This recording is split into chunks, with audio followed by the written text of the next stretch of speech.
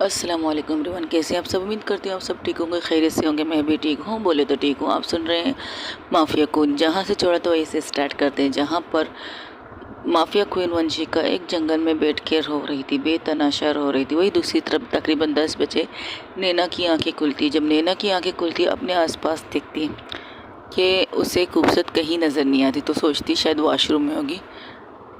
तो उठ के वो अंगड़ाइयाँ लेने लगती। जैसे ही अंगड़ाइयाँ लेती है, उसकी नज़र वॉशरूम के दरवाजे पर जाती है जो ओपन था। तो हैरान हो जाती है, कल तक तो सब कुछ ठीक का था, तो अब इस वक्त कहाँ गई होगी। वो आवाज़ देती है, खूबसूरत खूबसूरत कहाँ हो तुम, या बालकनी में हो क्या, खूबसूरत खूबसूरत कहाँ हो तुम। उसे कोई भी जवाब नहीं मिलता। तो वो क्या करती है, वो उठ जाती है। वो पहले जाके वॉशरूम में शावर लेती है। और शावर में जो साड़ी उसने पहले पहनी थी वही पे दोबारा से कैरी करके वापस बाहर आ जाती है। और बाहर आती, जैसे ही बाहर निकलती है तो वो बाहर की तरफ आती है, अपने रूम से बाहर आती है, जहाँ पर सब के सब बैठे थे नाश्ते के टेबल पर, जिनके चेहरे से ऐसा लग रहा था कुछ हुआ था। लेकिन क्या, वो तो नैना को नहीं पता था। तो नैना सबको गुड मॉर्निंग विश करती, कहती गुड मॉर्निंग, क्या आप में से किसी ने खूबसूरत को देखा है। जैसे ही ये नाम सुनती है, सब एक साथ उसकी तरफ देखते हुए कहती, नहीं हमने तो नहीं देखा। हम तो तकरीबन अभी उठे हैं, 10-15 मिनट हो गए, लेकिन हमने खूबसूरत को कहीं नहीं देखा। क्यों, क्या हुआ, कुछ प्रॉब्लम हुई क्या, वो रूम में नहीं है क्या। सब ने सिर्फ चांदनी बात कर रही थी, उसे जवाब दे रही थी, नहीं वो रूम में नहीं है। तो इसलिए तो पूछ रही थी कि तुम दोनों के बीच में कुछ सब कुछ ठीक है, नहीं तो फिर से लड़ तो नहीं रहे थे एक दूसरे से। नहीं ऐसी कोई बात नहीं, कल रात तो सब कुछ ठीक थे, यहाँ तक कि मैं तो बालकनी, हाँ हम तो बालकनी में बैठे हुए थे, बात कर रहे थे, फिर हाँक लग गई और वहीं पर सो गए। लेकिन सुबह मैं बेड पर मिली हूँ, शायद वो तुम्हें बेड पर सुला चुकी होगी। वॉशरूम में नहीं थी क्या, कह तो रही हो रूम में ही नहीं है, तुम वॉशरूम की बात कर रही हो। तब उसके फ़ोन पर एक मैसेज आता है। उसे मैसेज को देखकर कहती है, कमाल है, इतनी सुबह सुबह कौन सा काम उसे आ गया। एक्सक्यूज़ मी, चांदनी कहती, मैडम ज़रा घड़ी में टाइम भी देख लीजिए, मोबाइल हाथ में है तो। ओ 10-11 हो चुके हैं। जी हाँ, 10-11 हैं। तो सोचिए, सुबह सुबह तो खैर नहीं कह सकते। कामनी का है। Good morning everyone. सब लोगों को अभी पूछने ही वाली थी नैना कि कामनी कहाँ है। वो अंगड़ाई लेते हुए आ जाती हो, कहती हेलो क्या हुआ, एनी प्रॉब्लम। वो आके चांदनी के पास बैठ जाती है, उसके कंधे पर सर रखे, क्योंकि लंच टेबल पर चांदनी नहीं बैठी थी, वो सोफे पर बैठी थी। उसके हाथ में लैपटॉप था, उसे साइड करके वो कामनी को परफेक्ट हक करके बैठ जाती है। कहती नहीं कोई प्रॉब्लम नहीं, बस मैं खूबसूरत को देख रही थी।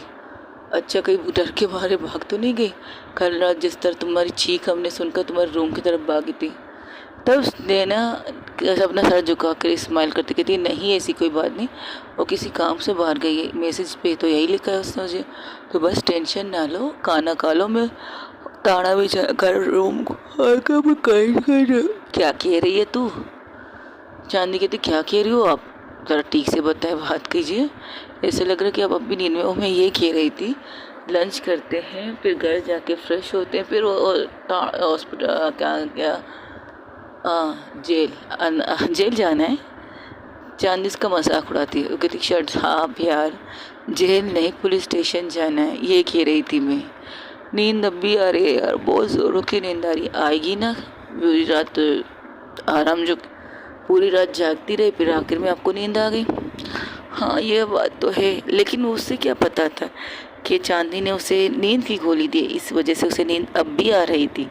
तो लेकिन इस चीज़ को वो अवॉइड कर देती है, कहती हाँ शायद तुम ठीक कह रही हो। क्या, हाँ नाश्ते में क्या है। वहाँ सब मौजूद थे, मिसेस शेट्टी मौजूद थी, चा मिसेस शेट्टी मौजूद थी, एनी मौजूद थी, खूबसूरत मौजूद थी, हानवर उनकी वाइफ मौजूद थी, चांदनी भी मौजूद थी। लेकिन वहाँ थे नहीं अभिषेक प्लस माला, क्योंकि माला की कंडीशन ठीक नहीं थी। माला माफिया क्वीन वंशिका के साथ बचपन में थी, बचपन से तो उसके साथ थी, सब लोग एक साथ थे, लेकिन वो कुछ ज़्यादा ही उसके साथ अटैच थी। अलग अलग कहानी, अलग अलग किस्से इनकी लाइफ के थे, लेकिन एक दूसरे से बंधे हुए सबकी डोर थी। अब हुमाला एक रूम में बैठकर रो रही थी और उसे संभाल रहे थे उसके हस्बैंड, क्योंकि उसे संभालना ही चाहिए, क्योंकि हस्बैंड का प्यार अगर मिलता है, सपोर्टिंग में भी मिले तो हमें सबसे ज़्यादा लकीली खिलाए जाएंगे। और वाकई ही अभिषेक एक परफेक्ट हस्बैंड के साथ साथ एक बेस्ट फ्रेंड भी रह चुके अपनी माला के, तो क्यों ना उसे ना संभाल, तो उसी दूसरी तरफ वही थी माला को दिखाया जाता है जहाँ वो अभिषेक की बाहों में रो कर कह रही थी वो ऐसे कैसे कर सकती है, हम सब ने एक साथ स्टार्ट किए, वो हमें इस तरह अपने आप से दूर क्यों कर रही है, क्यों बताओ तुम। तो अभिषेक कहता है गलत हो भी नहीं है, जिस तरह से चांदनी ने उसकी गिरेबान को पकड़ा है शायद उसी चीज़ को सोच के कर रही है, नहीं वो इस चीज़ को सोच के नहीं कर रही, हम में से किसी को तकलीफ़ ना हो वो ये सोच के कर रही, कल को हमारे उसकी वजह से हम में से किसी को हर्ट ना हो, हम में से किसी को तकलीफ़ ना हो, हम में से किसी की मौत ना हो, वो इस वजह से हम सबको अलग करना चाहती है, हम सबको यहाँ से भेजना चाहती है दूर, अपने से दूर, वो अपने इस मिशन में खुद को मौत के मुंह में डालना चाहती है। इस मिशन में ना कोई ज़िंदा बच सकता है ना कोई ज़िंदा आ सकता है, उसे ये पता है, उसे अपनी आखिरी लड़ाई अपनी जंग को खुद से करना चाहती है, खुद से। लेकिन हम ये चीज़ होने थोड़ी देंगे, हम ये चीज़ बिल्कुल भी नहीं होने देंगे, हम उसके साथ थे, उसके साथ हैं, उसके साथ रहेंगे, चाहे वो चाहेगी या चाहे वो ना ही चाहेगी, तब भी हम उसी के साथ रहेंगे। और ये जो मिशन का वो शुरू किया है ना हम सब ने एक साथ, उस मिशन को हम एक साथ कंप्लीट करेंगे, कोई इसका साथ दे या ना दे, मैं उसके साथ हमेशा रहूँगी, चाहे इसके लिए मुझे उसकी डांट क्यों सुननी पड़े, चाहे उसके में गुस्सा क्यों सहना ना पड़े, लेकिन रहूँगी मैं उसके साथ हमेशा हमेशा।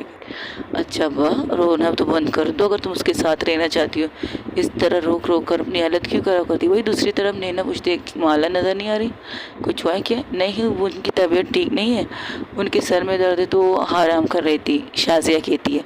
ओ अच्छा ठीक है, कोई और प्रॉब्लम तो नहीं है ना। नहीं बिल्कुल नहीं, डोंट वरी। तब चांदनी कहती है कम ऑन इंस्पेक्टर साहिबा, आप कुछ ज़्यादा पुलिस वाले पूछताछ नहीं कर रहे हमारे साथ फैमिली के साथ, थोड़ी देर बैठिए नाश्ता कीजिए, जैसे कि कामनी ने कहा है कि आप लोगों को घर जाके फ्रेश होना है, फिर इसके बाद पुलिस स्टेशन जाना है, तो प्लीज़ ज़्यादा मत सोचिएगा, आके बैठ जाइए नाश्ता कीजिएगा, इतना काफ़ी होगा ना। खैर आगे चलते हैं, जहाँ पर खूबसूरत अब भी उसी जगह पर बैठ के रो रही थी।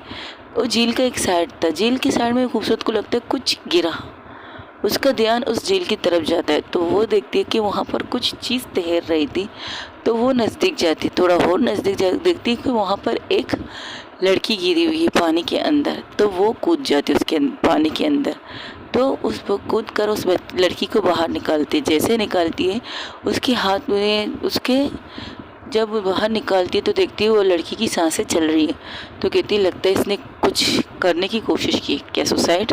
उसकी कंडीशन खुद ऐसी नहीं कि वो कुछ सोच सके, वो कुछ सोचती नहीं, बस उसे किनारे पर ला के लेटाती है और उसके पेट पर उसके गौर से उसे देख रही थी, जैसे उसको प्रेस करने, जैसे कि हम उसके पेट में दबा के पानी निकालना चाहिए वैसे करने ही वाली थी, तो उसे ऐसा लगता है अरे यहाँ से तो खून निकल रहा है, उसकी कमीज़ में खून के चीटे नज़र आ रहे थे, तो वो क्या करती है उसके कमीज़ को ऊपर करके देखती अरे यहाँ से तो खून लगता है किसी चीज़ से लग चुकी है, ज़ख्मी हो चुकी है, तो कुछ करने ही वाली थी, उसके पीछे कुछ लोग आके खड़े थे। तुम कौन हो। वो आवाज़ सुनती तो हैरान हो जाती, इस जंगल में इस सुनसान एरिया में एक लड़की समंदर झील के अंदर और दो लोग, दो नहीं, उसे कुछ महसूस होता है, तो पलट जाती क्योंकि उसने मास्क लगाया होता, तो वो पलट के उनकी तरफ देखती, क्या हुआ, एनी प्रॉब्लम भाई साहब, आप जानती हो उस लड़की को। हमने कहा तुम कौन हो और यहाँ क्या कर रही हो इस जंगल में, ये जंगल आपके बाप की जागीर तो नहीं है ना कि मैं आपसे पूछ कर यहाँ कोई भी आ सकता है यहाँ पर रहने के लिए, घूमने के लिए, मैं आगे तो क्या प्रॉब्लम है, एनी प्रॉब्लम। इस लड़की को छोड़ो और यहाँ से चली जाओ, प्यार से कह रहे हैं तुम्हें, और मैं भी तुमसे प्यार से कह रही हूँ, ये लड़की को मैं छोड़ तो नहीं सकती इस कंडीशन में, तो बिल्कुल नहीं। क्या कर रहे थे तुम इस लड़की के साथ, कौन लोग हो तुम, देखो ये तुम्हारा मैटर नहीं है, यहाँ से दफ़ा हो जाओ, इससे पहले जो इस लड़की का हाल हो चुका हम तुम्हारा हाल कर सके। तो कहती है फर्स्ट ऑफ ऑल उस लड़की का खून रोकने के लिए कुछ करती है, तो अपने पास देखती कि उसके पास एक बहुत बड़ा सा स्कर्ट था, यानी कि दुपट्टे की तरह था, लेकिन वो दुपट्टा नहीं था, स्कर्ट मतलब एक रुमाल था, बहुत बड़ा रुमाल था, जिसे हम कभी कभार कंधे में भी लगा सकते हैं। तो उसे निकालती है, उसे उस लड़की का ब्लड को रोकने की कोशिश करती है, और वो उसे इस तरह करते हैं तो लड़के वो आदमी गुस्से से कहते हैं तुमसे कहा ना इस लड़की के छोड़ के यहाँ से दफ़ा हो जाओ, और मैंने भी तुम लोगों से कहा ना, मैं इस लड़की को छोड़ के तो यहाँ से नहीं जाऊँगी, और अब तो बिल्कुल नहीं जाऊँगी। जब इस लड़की का कंडीशन ये है, अपनी एज देखो, इस बच्ची की एज देखो, तुम लोगों से काफ़ी छोटी लग रही है, और अगर अपनी आवाज़ बचानी कहीं और बजा दो, हमारा मसला है हम इसके साथ क्या कर रहे हैं। तुम्हें इस लड़की को टच करने की इजाज़त नहीं, इसलिए कह रहे दफ़ा हो जाओ, वरना यहाँ पर तुम्हारा भी लाश मिल जाएगा। कुछ लोगों को शायद मिले तो मिले, ना तो यहाँ की मछलियाँ, यहाँ पर जानवर, कोई कुछ भी हो सकता है, आपको कह सकते हैं। तब माफिया क्वीन वंशिका कहती, अच्छा ऐसा है क्या कि कोई भी आए मुझे खा ले और मेरे कोई लाश मेरी फैमिली तक ना पहुंचे? ऐसा तो बिल्कुल नहीं हो सकता। रही बात इस लड़की की, इस बच्ची की, इसे तो अब मैं छोड़ नहीं सकती। अब इसके लिए तुम लोग को जो करना है, जो उखाड़ना है उखाड़ लो। मैं एक कदम भी पीछे नहीं हटूंगी। इस लड़की को अगर हटूंगी तो इस लड़की के साथ हटूंगी, वरना यहाँ से एक कदम भी पीछे नहीं हटूंगी। ये वादा रहा मेरा। अच्छा, तो तुम्हें अपनी ज़िंदगी से प्यार नहीं? वो तो मैंने कब का छोड़ दिया अपनी ज़िंदगी से प्यार करना। अभी थोड़ी देर पहले मैंने अपनी ज़िंदगी से प्यार करना छोड़ने का फैसला किया है। तो मुझे नहीं लगता मुझे अपनी ज़िंदगी से प्यार होना चाहिए। अगर इस सिचुएशन में तुम कह रहे हो मुझे मेरी ज़िंदगी से प्यार होना चाहिए, तो बिल्कुल नहीं है। जो करना है करो। अच्छा ठीक है, ये बात है। तो उसके हाथ में एक चाकू था, तो उसे लेकर आगे बढ़ता है माफिया क्वीन वंशिका की तरह, और जैसे ही उसको मारने के लिए उसका हाथ उठता है, तो माफिया क्वीन वंशिका बैठी थी, वो उठती नहीं, बैठती है और उसे एक किक मारती है उसके पाँव पर, और आदमी सीधा माफिया क्वीन वंशिका के ऊपर आके गिरने वाली थी। तो माफिया क्वीन वंशिका उसके गले को पकड़ती है, और जिस तरह उसके गले पर उसके हाथ की पकड़ बहुत ज़्यादा टाइट होती है, उस इंसान की सांसें रुकने लगती है। वो कहता है छोड़ो मुझे, छोड़ो। तो तुम कौन हो? तुम कोई मामूली लड़की तो नहीं लगती। कौन हो तुम? सुनना चाहते हो मैं कौन हूँ? उसके कान के करीब जाके कहती है, तो सुनो, माफिया क्वीन वंशिका हूँ मैं। जैसे ही ये नाम सुनते हो, वो आदमी का हौसला तो वही ख़त्म। वो अपना हाथ पैर मारना स्टार्ट कर देती है, यहाँ तक कि वो माफिया क्वीन के हाथ पर एक चाकू से वार भी करती है, लेकिन वो वार बेकार चला जाता है, क्योंकि माफिया क्वीन वंशिका उसका दूसरा हाथ पकड़ लेती है। एक हाथ तो उसके गले को प्रेस कर रहा था, उसका अपने प्रेशर दे रहा था, और दूसरा हाथ पकड़ के उसके हाथ को ट्विस्ट कर देती। तो पीछे से वो दूसरा बंदा भी आकर उस पर हमला करने की कोशिश करता है, तो माफिया क्वीन उसे फेंक कर ज़मीन पर वो खड़ी हो जाती और उस बंदे को मारना स्टार्ट कर देती। वहाँ पर तकरीबन 5 इंसान आ चुके थे। 2 तो पहले से थे, 3 और आ गए थे, और तीनों एक साथ ही माफिया क्वीन वंशिका पर हमला करने लगते। तब उनमें से एक लड़का कहते, इसे छोड़ो, उस लड़की के गले पर चाकू फेरो ताकि ये ख़त्म हो जाए और हमारे खिलाफ कोई सबूत ना हो। ये सुनते ही माफिया क्वीन उनसे थोड़ी सी दूर थी, वो भाग के उस लड़की के पास आके खड़ी हो जाती, कहती मेरे होते हुए तो तुम बिल्कुल नहीं कर सकते, कोशिश करना है तो कर लो। जिस कंडीशन में तुम्हारा ये आदमी कह रहा है ना, तुम चारों की भी यही कंडीशन करूँगी। कौन हो तुम? क्या चाहिए तुम्हें हमसे? पैसे चाहिए, हम तुम्हें देंगे। इस लड़की को छोड़ के चली जाओ। बिल्कुल नहीं। तुमने अपने साथी की आंखों में डर नहीं देखा मेरे नाम से? अच्छा, क्या नाम है तुम्हारा जिससे मेरे साथी डर के बेहोश हो गया? सुनना चाहते हो मेरा नाम? इतना हिम्मत है तुम्हें मेरा नाम सुनने की? तो सुनो, ज़रूर सुनो, लेकिन इस तरह जो तुम वहाँ खड़े हो ना, उससे 2 कदम भी पीछे मत हटना। बिल्कुल मेरे नाम को सुनने के बाद 2 कदम भी पीछे मत हटना। इसी तरह, इसी मर्दानगी की तरह यहीं पर खड़े रहना जहाँ पर तुम खड़े हो। आई प्रॉमिस, अगर इसी तरह कर रहे ना तो मैं लोगों को कुछ नहीं करेगा। 2 कदम पीछे हट गए मेरे नाम जानने के बाद तो तुम लोगों को भगा भगा के मारूंगी, लेकिन यहाँ से अटके नहीं मारूंगी, यहीं पर रुक के तुम लोगों को मारूंगी। अच्छा, क्या है नाम तुम्हारा? कहाँ ना हो तुम? Mafia queen Vanshika Rajput. जैसे ही ये नाम सुनते हैं तीनों लोग वो 2 कदम पीछे हटने वाले थे, तो माफिया क्वीन वंशिका कहती, मैंने कहा ना 2 कदम भी पीछे मत हटना। मेरा नाम सुनते ही पीछे हट गए। देखो, हमें तुमसे कोई गर्ज नहीं, हमें ये लड़की चाहिए बस। तो मैंने तुमसे कहा ना, मैं इस लड़की को छोड़ नहीं सकती, इसको तो बिल्कुल नहीं छोड़ सकती। तुम जैसे खमीनों के हवाले तो बिल्कुल नहीं कर सकती। हिम्मत है तो आके लड़के मुझसे इस बच्ची को ले जाओ, वरना यहाँ से दफ़ा हो जाओ अपनी साथी को लेकर। हम यहाँ से नहीं जा सकते। अगर तुम्हारे हाथों से मरेंगे तो वहाँ, अगर यहाँ से जाएंगे तो उनके हाथों से मरेंगे, और यहाँ रहकर तुम्हारे हाथों से मरेंगे। तो बीच का रास्ता निकालते हैं। हमें ये लड़की दे तो हम खामोशी से यहाँ से चले जाएंगे, वरना हम तुम्हें मारने में भी नहीं छोड़ेंगे। शौक़ से आओ, शौक़ से मार खाओ। ये कहकर माफिया क्वीन खुद उनकी तरफ बढ़ती है। तो उनमें से एक इंसान ये चीज़ का फ़ायदा उठा के उस लड़की की तरफ जाते ही कॉल आता है, तो पीछे से उसको एक गोली लगती है और गोली सीधा उसके पैर पर लगती है और वहीं पर गिर जाता है। गोलियों की आवाज़ सुनकर तो तीन इंसान डर जाते, क्योंकि चौथा इंसान तो गिर गया गोली खाने से। तो ये चारों तरफ देखते, वहाँ पर उन्हें कोई दिखाई नहीं दे रहा था। तब वंशिका के चेहरे पर एक तीखी सी स्माइल आती उस मास्क के अंदर से। कहती, अब आओ, करीब आओ, तुम चीटिंग कर रही हो लड़ाई करने में। चलो ठीक है। इशारा करती है, वो अपने हाथ से इशारा करती है। उस हाथ के इशारे को पाकर वो उनके साथ लड़ना स्टार्ट करती थी। वो लोग भी अच्छे खासे फाइटर थे, उसे मारते भी हैं, उसे ज़ख्मी भी करते हैं, लेकिन वो उनकी भी फाइट किल बहुत अच्छी थी। जिस तरह से माफिया क्वीन को मारने की कोशिश करते हैं, जिस तरह से माफिया क्वीन खुद को बचाते हुए उन्हें मारने रही थी, वो दोनों ही ज़बरदस्त थे।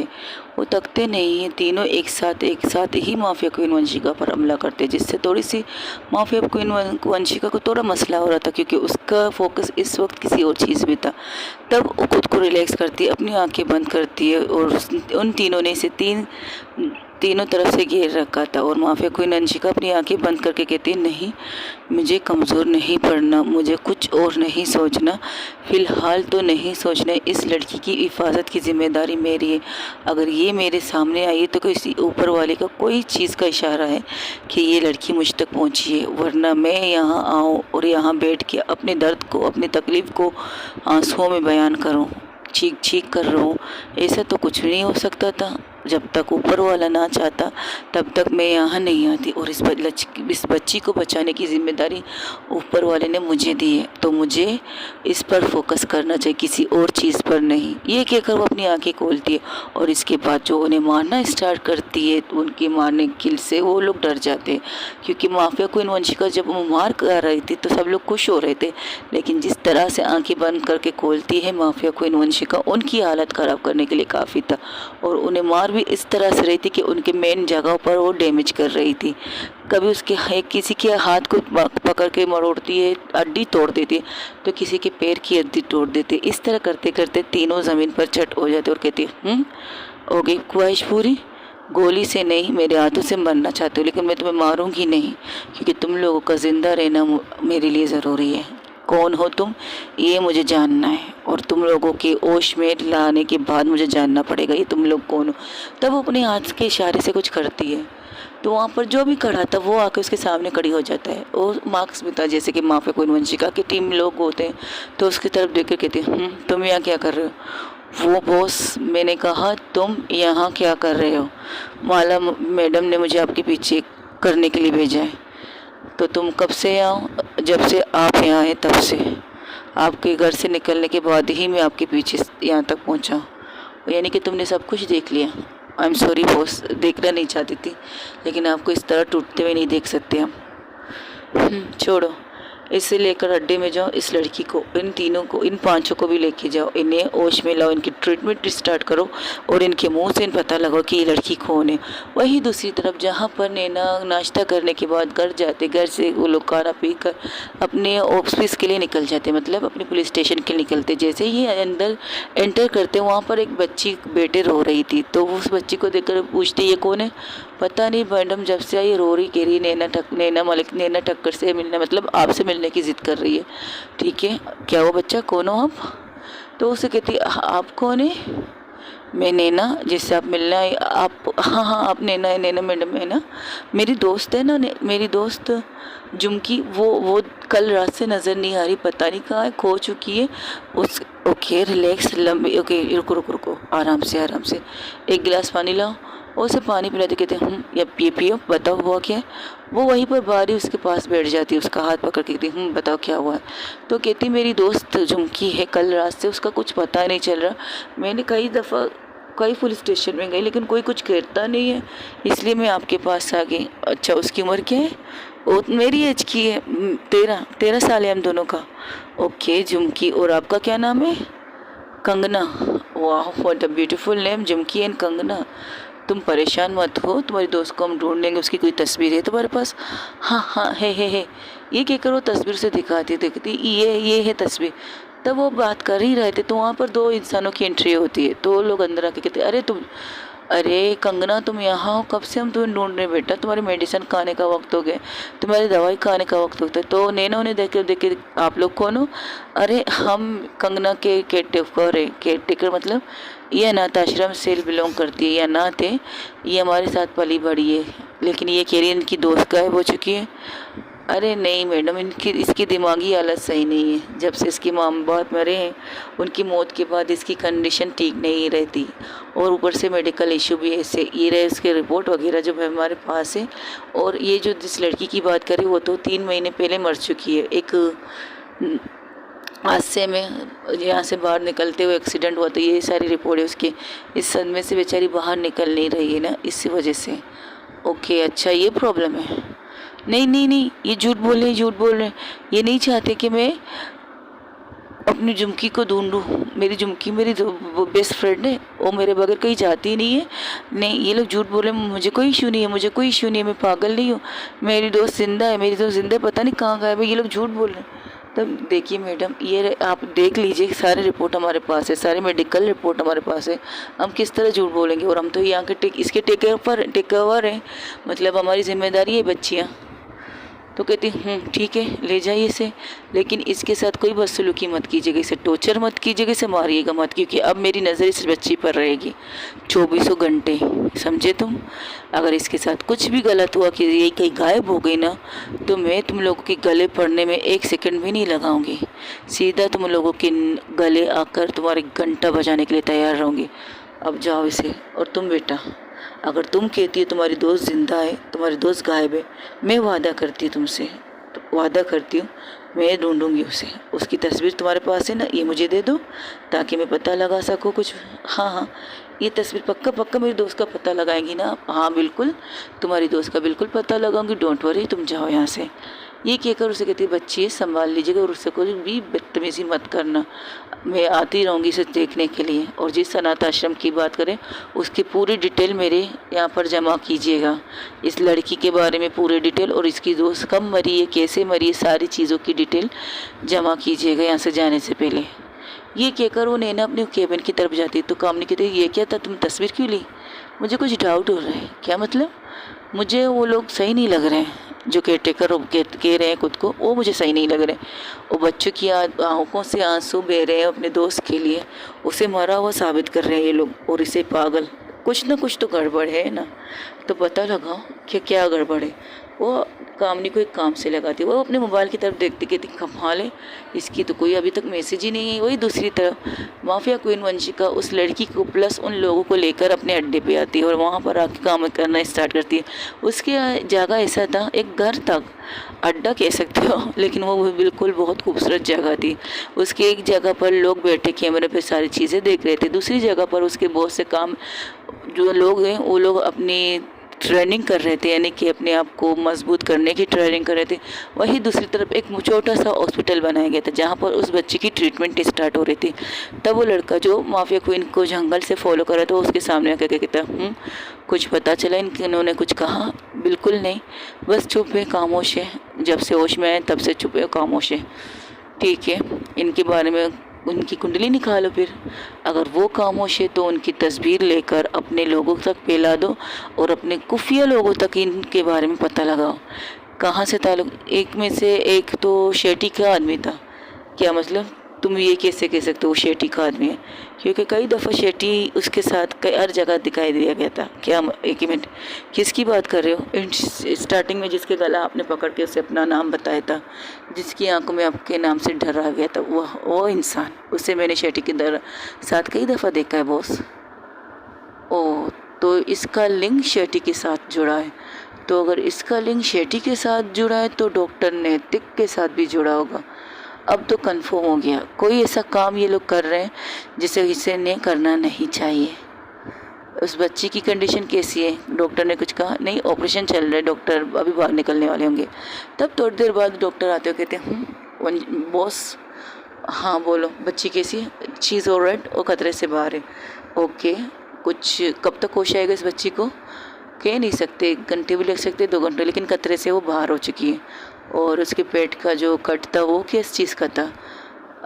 आपको शौक लगेगा, आदत हो चुकी है शौक की, बताओ।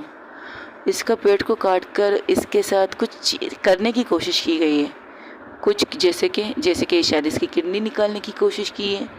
ओके, लेकिन निकली है क्या? नहीं निकली है। कंफर्म किया जाए तो वो बच चुकी थी। अब ये किस तरह बची है, तो ये लड़की खुद उठ के बताएगी या फिर ये गुंडे बताएंगे जो शायद मुंह खोलना नहीं चाहते। आई नो इनका मुंह किस तरह खुलाया जाएगा, लेकिन मैं खोलूँगी नहीं, डोंट वरी। तब वो जाके उनके सामने बैठ जाते, कहते मज़ा आया मेरे साथ खेल के, देखो तुम मेरे हाथों भी मरोगे, उनके हाथों भी मरोगे। अगर तुम लोग मेरा साथ दोगे तो मैं वादा करती हूँ तुम्हें यहाँ से तुम्हारी फैमिली के साथ यहाँ से मैं किसी और मुल्क, किसी और शहर में भेजने की तैयारी करूँगी। ये मेरा वादा है। तुम में से तुम या तुम्हारी फैमिली के किसी मेंबर को कुछ भी नहीं हो सकता।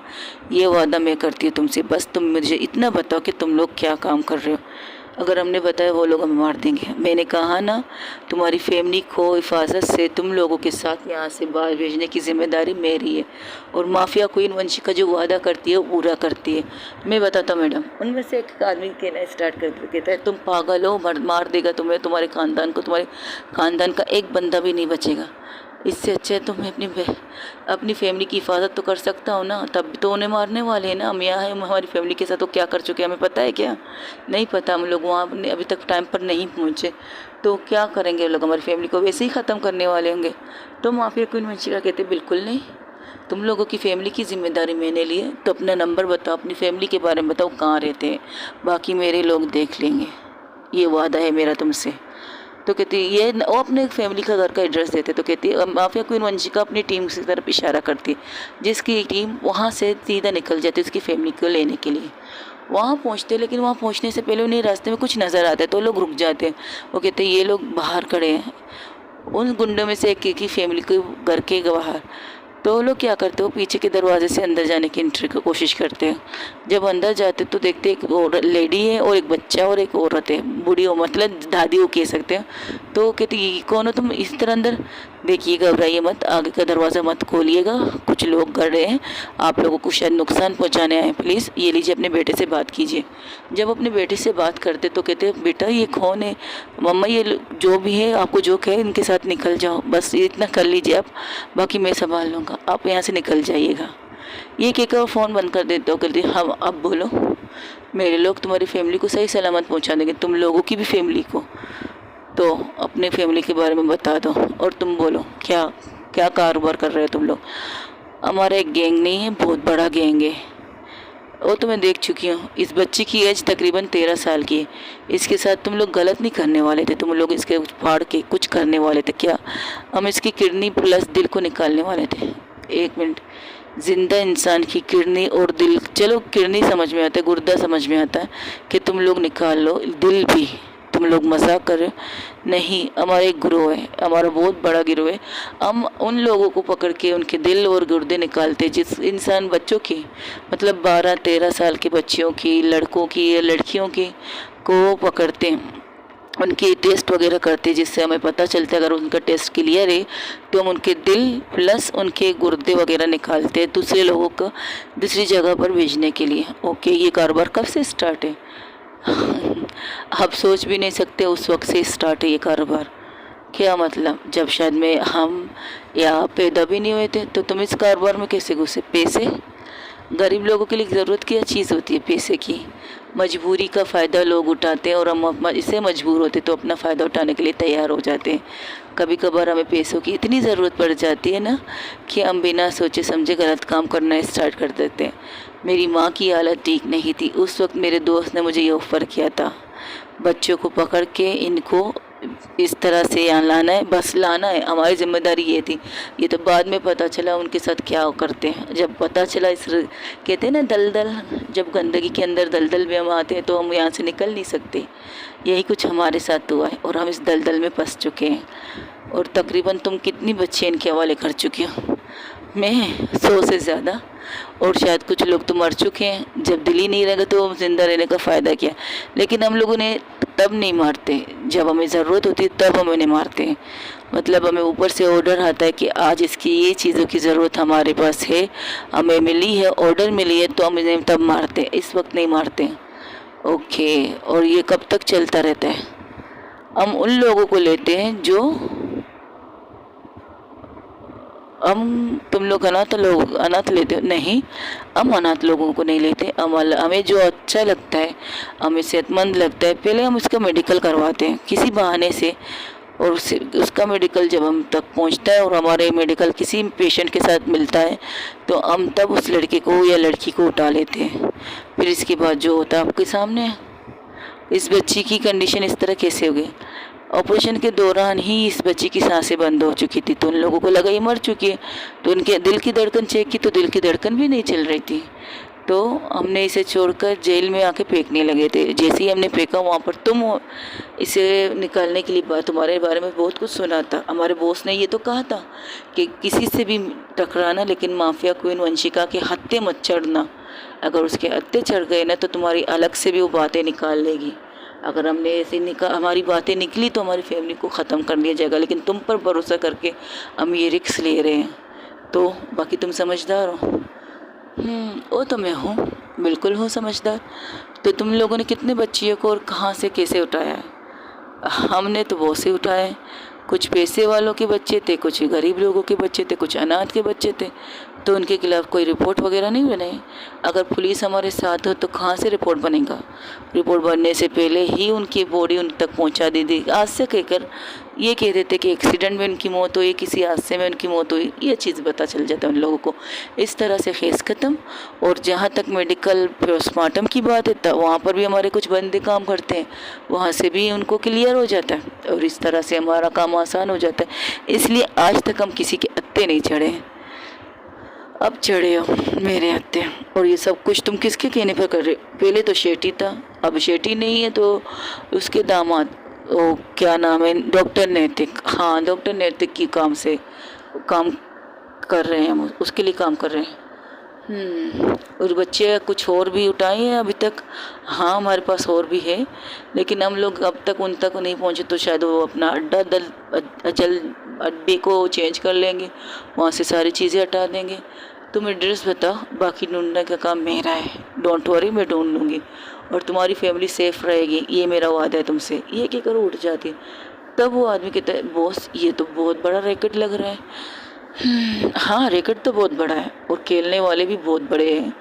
बहुत बड़े बड़े लोगों का नाम आ रहा है इनके अंदर। जिस तरह से इस लड़के ने कहा, कोई मामूली इंसान तो नहीं है ये। नैतिक, डॉक्टर नैतिक अगर शेट्टी के साथ काम कर रहा था तो उसके साथ कुछ सियासतदान, कुछ पुलिस वाले भी तो होंगे। पता लगाओ और पता लगाओ कितने बच्चों की डेथ सर्टिफिकेट इन लोग की फैमिली को मिल चुकी। इस दौरान इस साल के अंदर कितने बच्चे गायब हुए हैं, कितने बच्चों की डेड बॉडियां उनकी फैमिली तक मिल चुकी हैं, कितने बच्चे। ओके, और आज के हाल ही में कोई ऐसा रिपोर्ट लिखा गया है जहां से इस बच्चे की गुमशुदगी के बारे में बताया, लेकिन यानी जैसे कि ये गायब हो गई है कुछ और, एवरीथिंग। ठीक है बॉस, पता लगाते हैं। ये क्या करो, चली जाते हैं। तब माफिया क्वीन वंशिका टीवी के बाद वहाँ अपने चेयर पर बैठ जाती, जिस चेयर पर वो बैठती है, और आंखें बंद कर लेती है और सोचने लगती है। कुछ सोच कर कहती है अपने बॉस, जो आदमी जाने वाला था उससे कहती है, रुकती थी, रुको, शेट्टी के सीधे हाथ को उठा लो। क्या मतलब बॉस? डॉक्टर नैतिक को? नैतिक को उठा लो, और इस तरह उठाना कि किसी को पता ना चले कि डॉक्टर नैतिक उठ चुका है। समझ में है? समझ गया बॉस। यानी कि उसे छुट्टियों में भेजना है आपको। बिल्कुल, छुट्टियों में भेजना है, कहीं पर भी भेजना है। उसके मोबाइल को हैक करो, उसके मोबाइल के अंदर घुसो, उसके टैबलेट के अंदर घुसो, इसके टेप के अंदर घुसो, जहाँ जहाँ पर वो अवेलेबल मिलता है वहाँ घुस के उसके बारे में ये लिखो कि वो छुट्टियों में गया हुआ है, और उसे मेहमान बना के हमारे इस मेहमान खाने में पहुँचा दो। बाकी हम खुद देख लेंगे। अब फेस टू फेस बात करने का वक्त आ चुका है मिस्टर नैतिक से। देखते हैं क्या निकल सकता है, क्या उगल सकता है, क्या बता सकते हैं, क्या छुपा सकते हैं। बस उठा लो। ओके, और इसके अलावा मिस नैना टक्कर के पुलिस स्टेशन को आसपास थोड़े से अपने लोग लगा लो, शायद वहाँ से कुछ पता चले। यहाँ पर जितने भी पुलिस स्टेशन है वहाँ पर आसपास ही अपने लोगों को लगा लो कि उनसे ये पता चले कि इस लड़की की कोई मिसिंग रिपोर्ट लिखाने कोई आया है या नहीं। सारे जितने भी इस एरिया में जितने भी ताड़े आते हैं उन सब में अपने लोगों को फैला दो। शायद कहीं ना किसी जगह पर इसके खिलाफ कोई तो मिसिंग रिपोर्ट लिखाने आया होगा। अगर ये लड़की अनाथ हुई तो बॉस तब भी पता चल जाएगा, अनाथ है तब भी, अगर फैमिली वाली है तब भी, बट पता लगाओ। ओके, और जैसे ही पता लगे मुझे बता देना। Okay boss. ये कहकर वहाँ से अभी वो बात कर रहे थे, तब वो एक इंसान की एंट्री होती कहती, अरे बॉस तुम यहाँ, कोई खबर है क्या? हाँ, अभी थोड़ी देर पहले जिस तरह आप कह रहे थे मैंने आपकी बातें एंड की सुनी है, तो तुम एंड वाली बातों को पकड़ के बताओ, क्या सुना है तुमने मुझसे? आपने कहा मिसिंग। आज सुबह ही नैना ठक्कर मैम के यहाँ पर एक मिसिंग रिपोर्ट लिखाने कोई आया था, बच्ची थी, वो भी CH की थी, 13 साल की। हाँ, लेकिन उसके केयर टेकर कह रहे थे वो पागल है। केयर टेकर मतलब वो क्या, अनाथ है? तो ये बच्ची भी अनाथ है। हाँ, लेकिन इसकी दोस्त को यकीन है उसे कुछ हुआ है, वो मिसिंग है, लेकिन इसके जो केयर टेकर थे उसे पागल साबित कर रहे थे। ओके, नाम इस लड़की का नाम जो तो आपके पास है, इसका नाम झुमका है, झुमकी। ओके, और दूसरी लड़की का कंगना। तो उस अनाथ आश्रम के चारों तरफ उन्हें लोग बचा लो, कुछ तो गड़बड़ है इस अनाथ आश्रम में। दया बॉस, मेरा नाम दया, तो आप इस तरह तो मत लीजिएगा। मजाक कर रही थी, जो कहा है वो करो, जोक करने का टाइम नहीं है। और लगता है अब हमें अपने दुश्मनों के करीब आने का टाइम है, पहले उसे उठाओ फिर पता चला। और हाँ, अनाथ आश्रम में एक दयावान बन के जाओ, पैसे दो, डोनेशन करो, पैसे देकर इंफॉर्मेशन निकालने की कोशिश करो। अगर ना निकले तो उनके सीनियरों के हलक पर घुस के निकलना है, कैसे निकालना है तुम लोगों को अच्छी तरह पता है। निकालो, कोई भी इंफॉर्मेशन निकालो। और हाँ, उस बच्ची की हिफाजत की जिम्मेदारी भी अब तुम लोगों की है। कंगना नाम बताया ना तुमने, तो उसकी भी जान खतरे में, उसकी नहीं, वो उसके पर हाथ नहीं डालेंगे। वो हवलदार कहते हैं, क्यों उस पर हाथ ना डालने की वजह? मैडम की वजह से, क्योंकि मैडम ने उन्हें जिस तरह से धमकी दी है, उनकी धमकी शायद उनको समझ में आ गई होगी। अगर उस बच्ची के साथ कुछ भी हुआ तो मैडम उनके हलक पर घुसने में थोड़ी सी भी देर नहीं लगाएगी। ठीक है, बाकी काम तुम बता देना। ओके, अब तुम जाओ, जैसे जैसे इंफॉर्मेशन मिले मुझे बता देना, और तुम अपने काम से लग जाओ। सबके सब अपने कामों से लग रहे। वहीं पर नैना बहुत कोशिश कर रही थी कि खूबसूरत से रब्ता कर सके, लेकिन ना, खूबसूरत से कोई रब्ता नहीं होता। दोपहर से रात तक हो चुकी थी, और उनकी इंफॉर्मेशन की बातें, जो चीज़ें उसे इंफॉर्मेशन पता चल रही थी, वो चौंकाने देने के लिए काफ़ी थी। नैना को प्लस माफिया क्वीन वंशिका को। वो हैरान थी, ये लोगों ने झूठ क्यों बोला इस बच्ची के बारे में? जितना कुछ है सारी कानूनी कार्रवाई की गई, पोस्टमार्टम की रिपोर्ट, एवरीथिंग इज़ परफेक्ट। तो उस लड़की क्यों कह रही है कि इसकी दोस्त मिसिंग है? वही माफिया क्वीन वंशिका के भी हाथों में वही फाइल आती है जो नैना ठक्कर के हाथों में आती है। तो वहाँ पर माला की एंट्री होती है। माला कहती, तुमने सुबह से कुछ कहा है या एक बार काम कर रही हो? तो उसकी तरफ देख कर कहती, तुम ठीक हो? मेरी छोड़ो, तुमने कुछ कहा है या नहीं ये बताओ। ओके गाइस, आज के लिए इतना ही। हो सके मेरे चैनल को लाइक, शेयर, कमेंट, सब्सक्राइब ज़रूर कीजिएगा। दुआओं में याद रखिएगा। Take care, bye bye.